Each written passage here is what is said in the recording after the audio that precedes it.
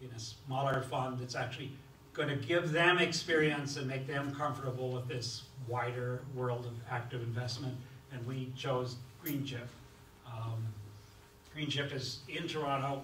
It may not be a company a lot of people know about. A sample of somebody who invests with Greenchip would be the Toronto Atmospheric Fund. That's one of the Canadian manager they have for that. They also invest with another better known company that does alternative energy and so on.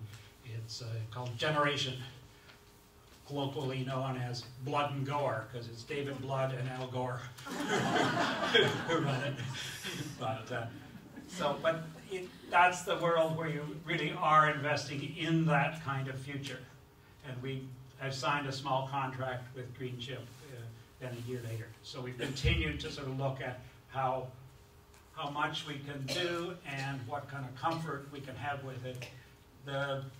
This special fund, this Green Initiatives Fund, has the condition that it has to be actively invested, and it can be spent, but only when you're making the building more energy efficient or putting solar panels on or whatever. So it's an opportunity in the future to do positive things in your building, because sometimes that's the best use you could do of your money if you want to get returns and save things, make it energy efficient. So that's part of the continuing journey of what we've done at TSP. Let me see what else I've got. So there are these possibilities. There is a number of opportunities in alternative energy and lowering your carbon footprint. Early we mentioned there was this list of 200, the dirty 200, the companies you're trying to avoid. There is now a clean 200 list as well. Those are the companies you should be looking at. And if you look at what's in the clean 200 and you look at some of the companies that, say, Greenchip has, there's significant overlap. So we were promised there would be more options, and they have been appearing. We've had educational sessions with our congregational members about how they can move their own investments, and so lots of people are working on that. It's pretty clear. We have an endowment of, say, $600,000. In the membership of the church, you've got millions of individual investments. So moving that, people feel it's appropriate, and it probably has a wider impact. And we have this website, which is on the sheet that Jeanne mentioned, on the resource sheet. And on that site, we have a lot of information we've accumulated. We keep updating it about what the options are. Some individual managers we know who provide these services. Some of the companies, like Greenchip, like Genus. Where do you find the dirty 200? Where do you find the clean 200? Where do you find some of those options? I mentioned bonds being an issue. They're in the world of green bonds. There's a fair number of them, which I am told by the experts are greenwashing, are not really, they're not accountable for how green anything is. So bonds, you need to be a little more careful to figure out what is actively doing what you want and what is not, and that's worth looking at. And if people have questions, I would put you in touch with at least one person who follows that carefully.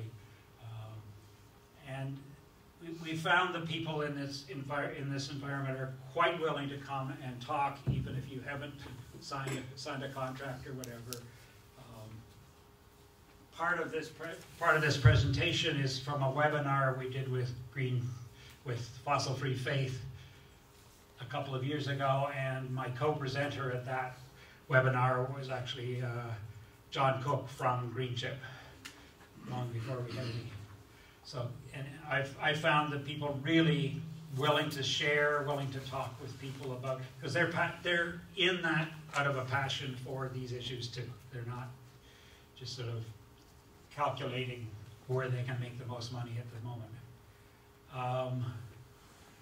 I put this in because it's come up in several discussions I've had recently. Well, it was mentioned I'm involved in the Fossil-Free York campaign to try to get divestment at York University.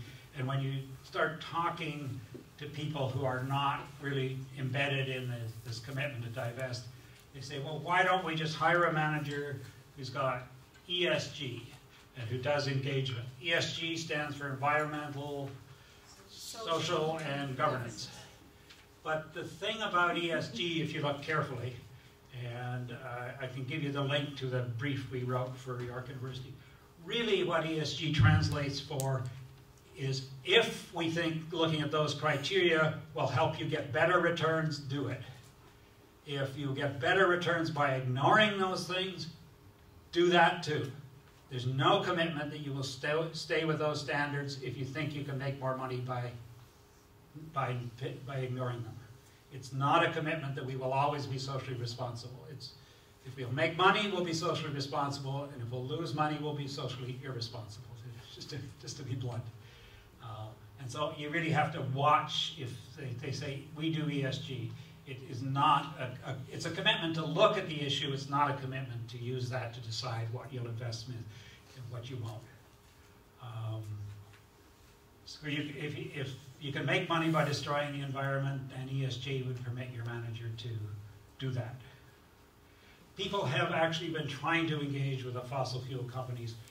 I said 20 years, it's probably longer, and there's some really interesting sort of blogs about people's experience doing this over all of those years. And basically, it has not had major impact with the major companies. The time, we don't have another 20 years to wait for these companies to change their policy. So it seems to me engagement is not effective if the whole company's business plan is we're going to explore, extract, and sell. If they don't have any other business plans, engagement isn't likely to change that. That's just not where they're at. And there are better alternatives. So you can see I'm not very positive about, but about that kind of engagement. There is obviously places for engagement, and there are people doing really interesting things on that. And I just threw that in because I think it's an interesting quote about the balance between the environment and your investment. Let me stop there. Is this where? Thank you.